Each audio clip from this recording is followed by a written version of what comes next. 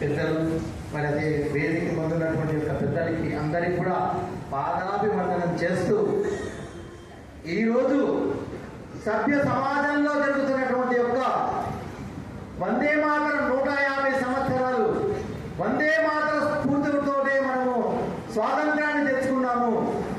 వందే మాతర గీతం వరస మారుతున్నది, వరస మారుతున్నది, ఈ జనం మారుతున్నది. ఆ మాటని ఆఫ్ చేయాలి మనం. ఇప్పుడు ఈరోజు ఏమైతుంది?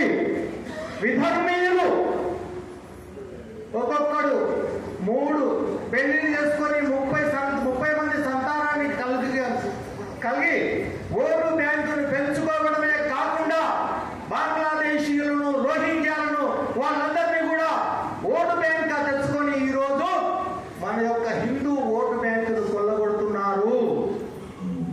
మరి మనమేం చేస్తున్నాము? మనము ఒక్కరు లేదా ఇద్దరు, ఇంకా ఒక్కరు చాలు అని చెప్పి మనమేం చేస్తున్నాము? ఈ పద్ధతిలో పోతున్నాము. కానీ నీ కొడుకులు బిడ్డలు ఏమనుకుంటున్నావు? ఇవాళ ఇంజనీరింగ్ చదువుతారు, రేపు ఐఏఎస్ అవుతారు, కలెక్టర్లు అవుతారు, తర్వాత డాక్టర్లు అవుతారు, బాగా అనుభవిస్తారని చెప్పి మనం అనుకుంటున్నాము.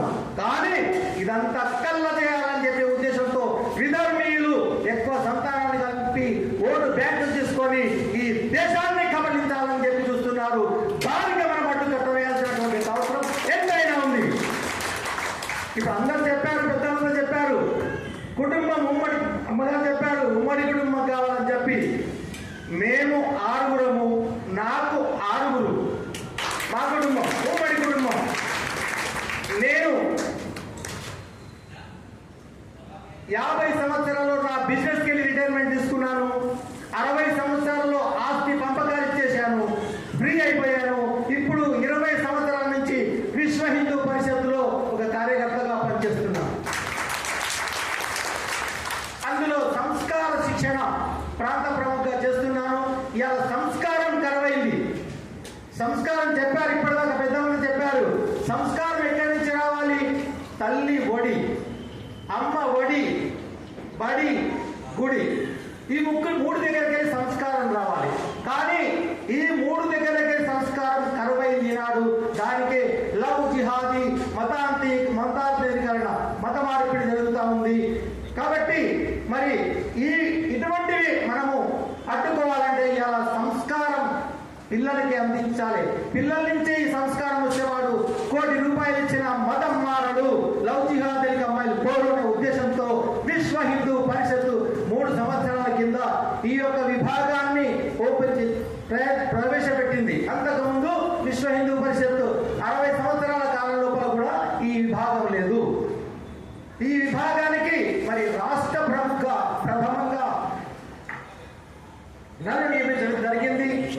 ఈ విధంగా యొక్క పిల్లలకి సంస్కారం అందించే దిశలో ప్రతి ఒక్క స్కూల్లో రామాయణ పరీక్షలు రాపిస్తూ భగవద్గీతపై ప్రేరేపణ చేస్తూ ఈ యొక్క పరీక్షలు రాయించడం జరుగుతూ ఉంది. ఈ సంవత్సరంలో 250 స్కూళ్ళకి వెళ్ళి 30,000 మందితో ఈ యొక్క పరీక్ష రాయించడం జరిగింది. ఇదే విధంగా ముందుకోవాలని చెప్పి మేము కలుస్తున్నాము. అదే విధంగా అందరూ కూడా ఓటు బ్యాంకును పెంచే ఉద్దేశం మన హిందువుల్లో రావాలి. అందరూ కూడా మా కుటుంబం లాగానే మేము 6 అన్నదమ్ములకి ఉన్నాము.